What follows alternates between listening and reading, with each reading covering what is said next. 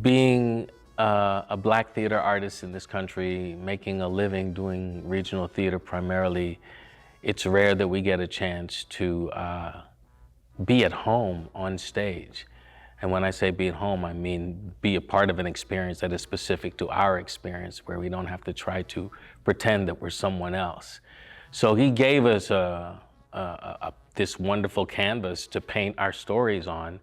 And so I feel, you know, in addition to his amazing gift as a poet and as a writer, he gave us a gift as Black theater artists, in that he created this thing, this century cycle that allowed us the opportunity to tell stories that were very specific to our experience, experiences that we pretty much didn't have the freedom to tell and make money as theater artists, you know? So that's why he means so much to me. It's very challenging because a lot of times we tend to think, simply because he writes from an African-American vernacular, that it's easy to do, when in fact it's not. He's very specific with the order of the words that he puts on the page. And to that extent, if you don't follow this specific order, if you paraphrase, if you switch something up, you lose the musicality, you lose the drive, you lose the thought, you lose the story.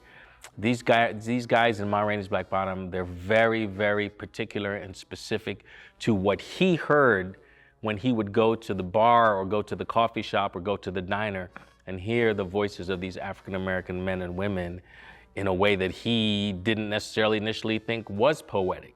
He tried to be clearly just a poet first before he started writing plays. And it wasn't, and he started out trying to write, I think, like maybe some of the European writers whose works he had read when he was younger, only to realize that he couldn't really find his voice in their voices.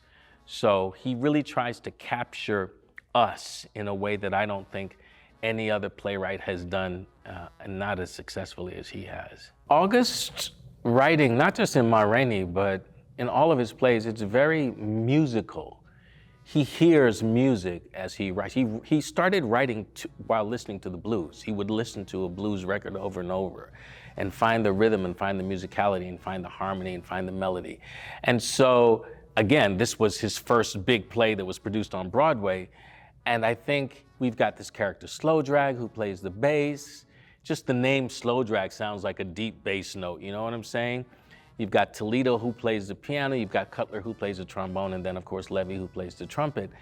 These characters are written in such a way that you can hear the kind of virtuosity of Levee on the trumpet when he speaks, right? Cutler, who plays the trombone, he has a kind of a slower rhythm, and he elongates some of his syllables and some of his words, you know? Toledo, who is Mr. Philosophy and piano and theory and chords and notes. And so you get a real sense of the instrument that these guys are playing while listening to them speak, whether they're actually playing the instrument in that moment or not. You get a sense of the fact that had they not had these instruments, you would still hear them in the language. You could do this play without the instruments and still get a sense of the trombone, the trumpet, the bass, and the piano. And I think that's kind of amazing.